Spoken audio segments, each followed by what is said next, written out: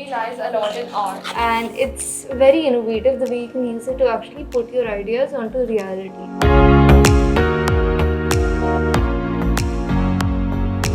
I started marking the beats, and on the particular beat I just wrote everything. After that I started putting images like according to the beat. First of all I did the draft. It's like very raw.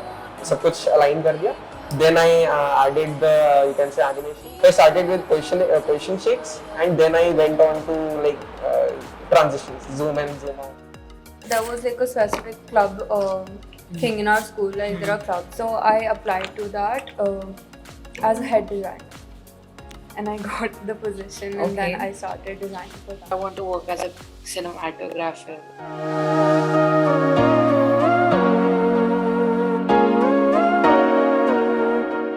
Instagram, Facebook वो सब use करते हैं, तो मेरे को मतलब पसंद नहीं है, मेरे को पसंद नहीं है, वो मैं करता नहीं हूँ।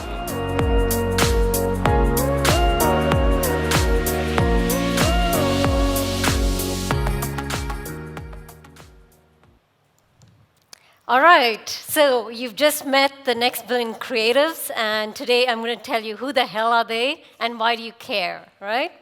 My name is Payal Arora, and I'm a digital anthropologist, which is basically a fancy way of saying that I look at how people use digital media in their everyday lives, and I've spent about 2 decades looking at them, particularly in low-income context, right? In India, Brazil, Africa, and that culminated in this book, The Next Billion Users, which was really good timing because it happened just at a point where all the major tech suspects were setting up their own Next Billion User labs.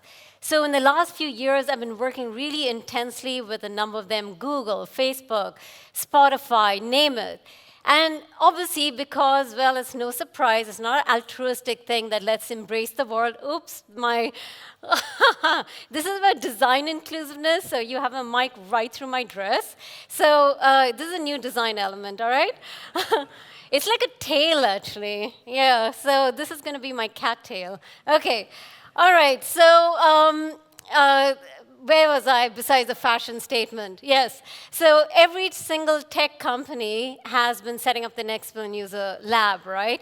And they're all about, of course, the data economy and this AI-driven age. It's like if you know the majority of users are elsewhere, then you want to capitalize on it. But it would be really a shame if you were to just look at these as data points, right? So basically, my argument here is these next billion creatives are the future of creativity. And here's why, right?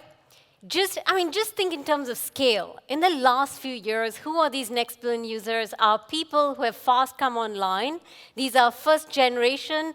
They've never used a laptop. They probably never will. No tablets. They're mobile only, mobile first. And they have enormous data, relative to what was a decade ago, right? In the last few years, our perception of the global south, the outside of the west is, oh, they must really have this digital divide issue. It's really, they're struggling and they need to just get access. But things have totally got disrupted. Because now data is like 40 cents a GB versus, say, couple of, 6 to 7 euros or $15 in the US. And they are constantly online. Of course, there's a long tail, but they are very much online. They're very passionate. And just look at the stats, right, in terms of scale. Just India and China alone make up the majority of the users in the world, and that's not even 50% of the population. So there's a lot of market growth, right? You have users coming out of the woodworks. The pandemic has exponentially increased it. So it's just a matter of time. So you have all the tech suspects where the majority of the users do lie outside the West. Then it's not just scale. It's really about the intensity. The average kid in Malawi or in a slum in India is spending twice the amount of time online than the average kid out here or in Boston, right? And the reason being is that this is their only often digital economy and digital leisure space because, just picture this, a lot of conservative cultures, a lot of pressure at home. They live in a one-bedroom home with 3 generations. They don't have much privacy, and they're teenagers. So they have to self-express, and they really want to get to know themselves, and people like them. So they're out on the hunt, right? And then it's not just about the intensity, it's about the nature of content. They are so into the audiovisual. I mean, in a completely, at the get-go, right? There's a reason why Facebook Zero did really badly is because it was text only. I mean, partly it's because they understand the internet was built for English language people. So how do you circumvent the language barrier? Because you want to reach the world. You have this huge aspiration. So what do? They take to audiovisual. I was working with KPMG last year, and basically what is interesting is the group that consumed the highest audiovisual content came from the lowest socioeconomic group, right? So you should process that. That's pretty amazing. So you don't need to take my word now for it. It's also, even the conservative tech trends in Silicon Valley are literally saying this. There's Hootsuite, We Are Social, that the next big trend in digital won't emerge from the Western world, right? So let's just see where are these markets. I mean, it's like basically if you want to get a sense of the communicator ecosystem, they're like all over the place. They're aspirational influencers, platform workers, artisans, small business, ghost creators, social services, and a lot of this is a sort of cloud kitchen model, which is that they don't have a physical presence. It's all online. And they're servicing their customers, everything's online. They could be from a little hut in in India, and they can still have a global presence. So today I want to talk about this sort of creator economy and how does that sort of blend in and how does that become part of the larger global imagination of the creative economy. Let's talk about it through this 6-lens kind of program, right? Access. So one of the things for sure these next billion creatives are demanding is that they have a list of demands. They expect you to give it for free or subscription-based, easy to learn, intuitive. They want free trials, and they expect diverse templates. And this is kind of cool that they can demand because they're not paying for it. They're often low income, but they feel entitled because there's so much choice right now, including indigenous apps. There's a ton of Indian apps out there competing for their attention, competing for their data. Data is currency, and they're using that mentality to get their way. Adobe's too old school, right, in that sense. So they're pushing forward and saying, we want all of this, and we want it now. Right?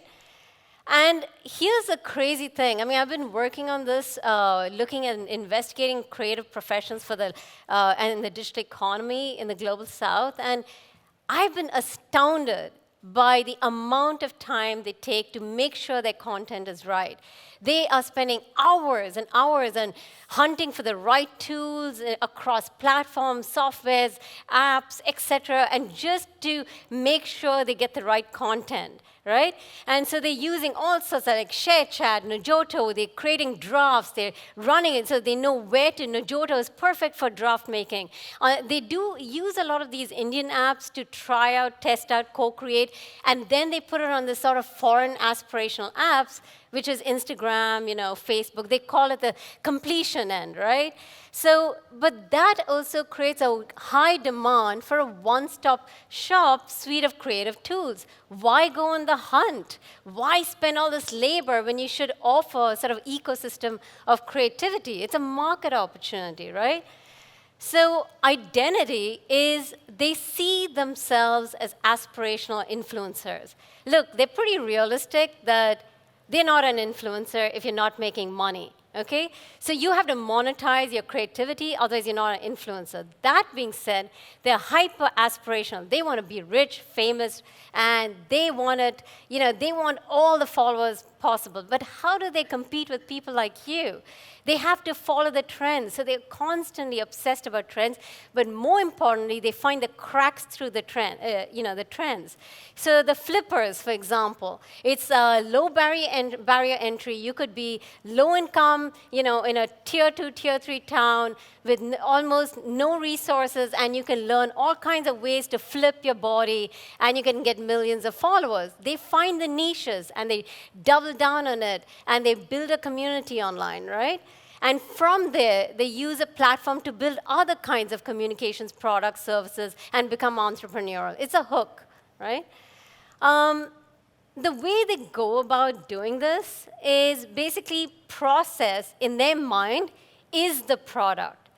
Now, what I mean by that is that, we think that there's a finished product and process a means to an end. No, not for them. Because they see it as a sort of a fandom culture. So they believe that creativity is co-owned. It's sort of a safer way. It's not that they are willing to take the risks. They actually feel that they need to create loyalty, the collaboration, and creative collaboration is really cool with their fandom culture, their followers. Just try out an idea with them in the sort of safe space before, again, you put it out there. And that way it can be co-owned, and that means you'll be less likely to be criticized, isn't it?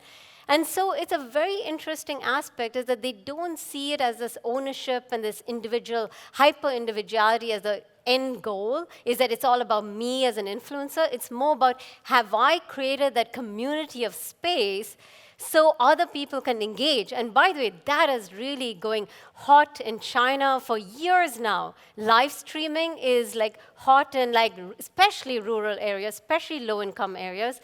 And guess what? That's majority of the world's population. They are low income, but aspiring, upwardly mobile people, and they're young people like you.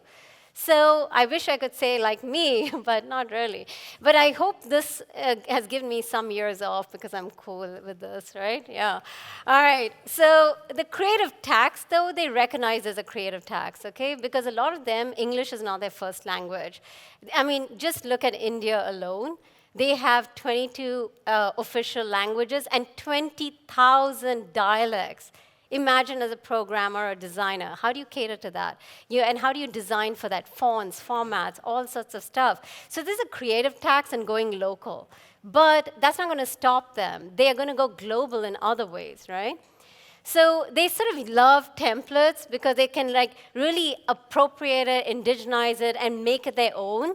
And this is something we kept hearing time and again from them. They said, you know what? I want to be original, but I also want to fit in.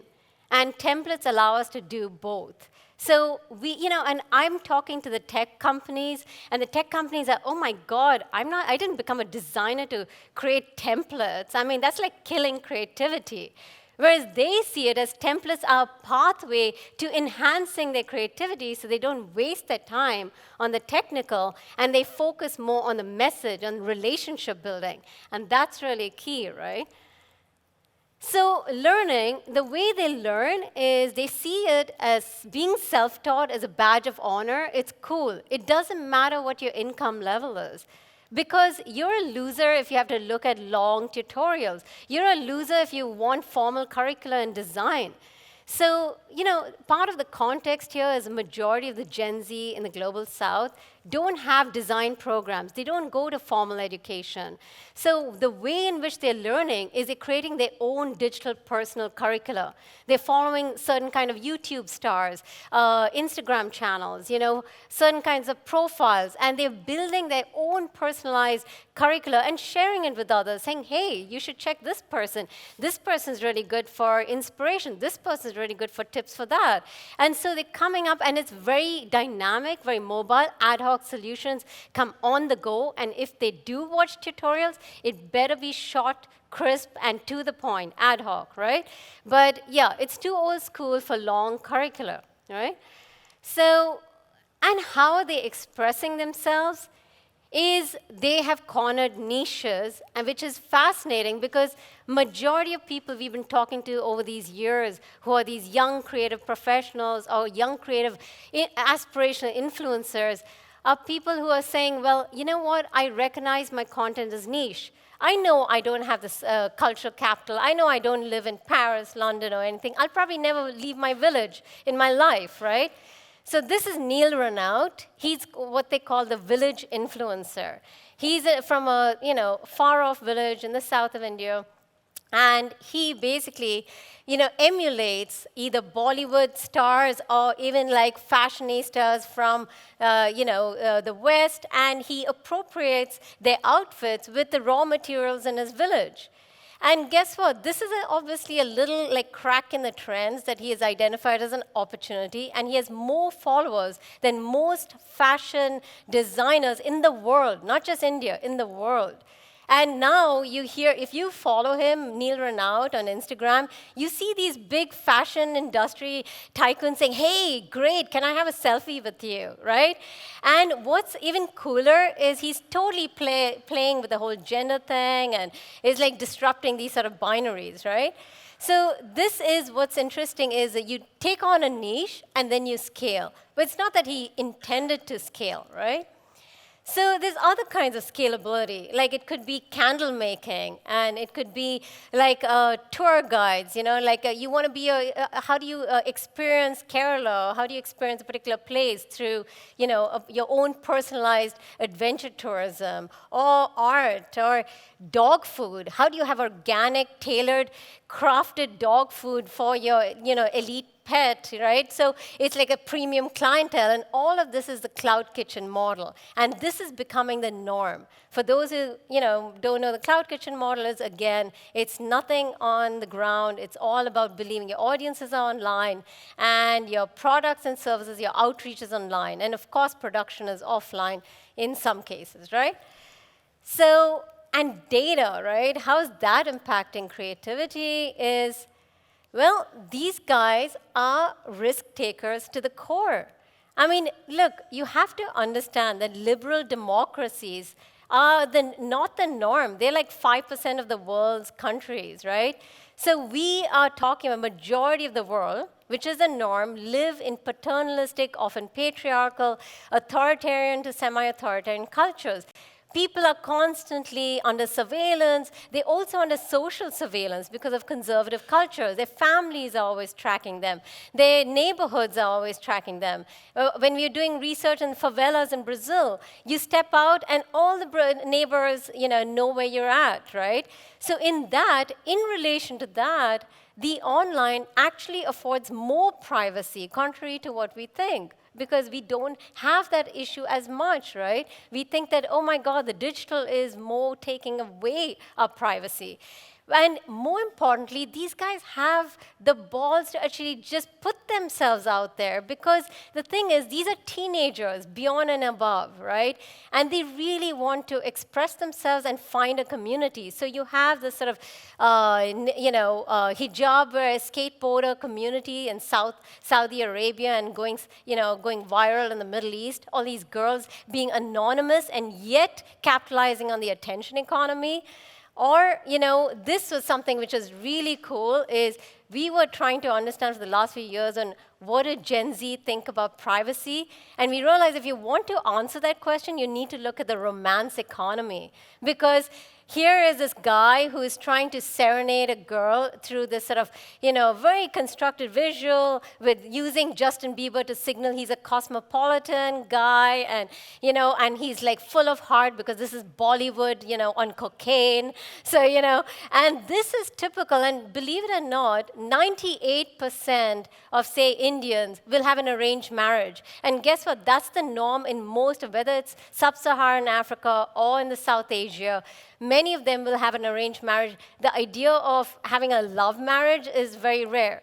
So in that scenario, it's important for them to have love experience, as they call it, which means, dating life online. So they can claim when they get married, I had experience. They may have never met that partner, and that's when creativity kicks in. There's a whole set of templates needs to cater to that desire. And then you have in China, there's a whole, reason why creative collectives and the digital creative economy is like really fabulous in China is because they're constantly under surveillance, including the Great Firewall of China. So they have to get creative. They use a KFC logo so as to, escape the censor boards and in not just machine but human content moderators because they didn't catch it. Now, this guy is an activist. He's the blind activist who landed up escaping to the US because he was protesting against the Chinese state. And so people started creating this, and this went viral as a meme, as well as people wore sunglasses on their Facebook page, all on their profiles, which you can't really censor people wearing sunglasses, but it was a cumulative solidarity. So there's a lot of enormous creativity when people are really pushed to the wall, and that's where you see that, right? But just wrapping up here is we do need to be aware of the creative European fortress. Now, what I'm saying is that I've noticed in the last few years is that, and I understand the gut level is to double down, hunker down, and sort of fortress around yourself, especially with the Ukraine war, the pandemic, the disruptions of the global supply chain, the shitty news on an ongoing basis. And you're like, you know what, let me draw a protective sheen around me and let's just insulate ourselves. Let's protect ourselves from the big bad world, right? And I see these headlines again and again. Is globalization dead? Is this project over, right? And you look at the millions of euros of funding going into the creative economy, into AI and society, and there's an astounding silence on what's happening outside of Europe. It's like you don't look for inspiration outside of Europe, especially not in the global south. Global south is looked upon as a threat, right? But on the contrary, one is you can't put the genie back in the bottle. You just can't. You need to see this as an opportunity because the infrastructures upon which our society is built is intrinsically digital. And, there is so much creativity and enthusiasm and optimism coming from the global south, despite all their challenges, whether it's authoritarian regimes, whether it's like, poverty. They are getting online and they're getting creative, carving the future of work because nobody's handing them jobs, nobody's handing them diplomas, they don't have options, so they're creating these options. And they are, no wonder, the future of work, the future of creativity, and we need to be looking at them as partners, not as people who are threatening us, not as people who are, someone you need to look at in an altruistic way, right? And so next time someone says, hey, you should go local, you need to look at it and say, you know what, I will, because the world is your creative home. And then I feel I would have done my job. So I hope that has given you a little push to looking at the next billion creatives in a positive light, all right? So there's my championing. Thank you.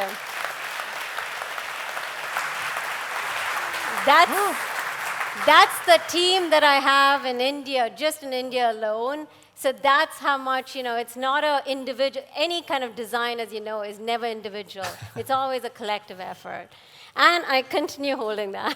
Well, you're walking the talk. That is, I admire that. Also, on the Reply Live tool, people admire the fact that technology failed you, but you fixed it without missing a beat. So that was great. You. A lot of people talking about beer, but that's later on in the program, guys and girls. And some people say, well, the world is flat, and I think they point to Thomas Friedman, right? He wrote a book saying, oh, yes, we'll be outsourcing IT to India and other places, but you are saying, no, it's not just IT, it's also the creative part of our job. Yeah, so, the point about Thomas Friedman, when he came up with the world is flat, is that he was still looking at top down, that the innovation comes from the West and goes and trickles down to the rest. Right. But actually, it's the reverse, because a lot of innovation's happening from the global south. And as I've been working with a lot of tech companies, I noticed that they're still structured in a way where they are the ones who innovate and conceptualize what should be done in Silicon Valley. And then they say, hey, we've got a plan. Now go do that in India and Brazil, etc. And these guys are sitting and saying, hey, how about asking us? We live here. We have some ideas too. So there's still a very top-down problem. So rather than flat, we need to have it at a different angle. The It's spillover tilting. should be exactly. We should see this as, you know, we need to harness all this amount of creativity and ideas and innovations to see our ideas scale and engage with others, right? Right. So people who have read the book, The World is Flat, I now recommend they would read The Next Billion Users, Yeah. which was written by you. Big round of applause for Thank Payal Arora. you. Bye. Thank you.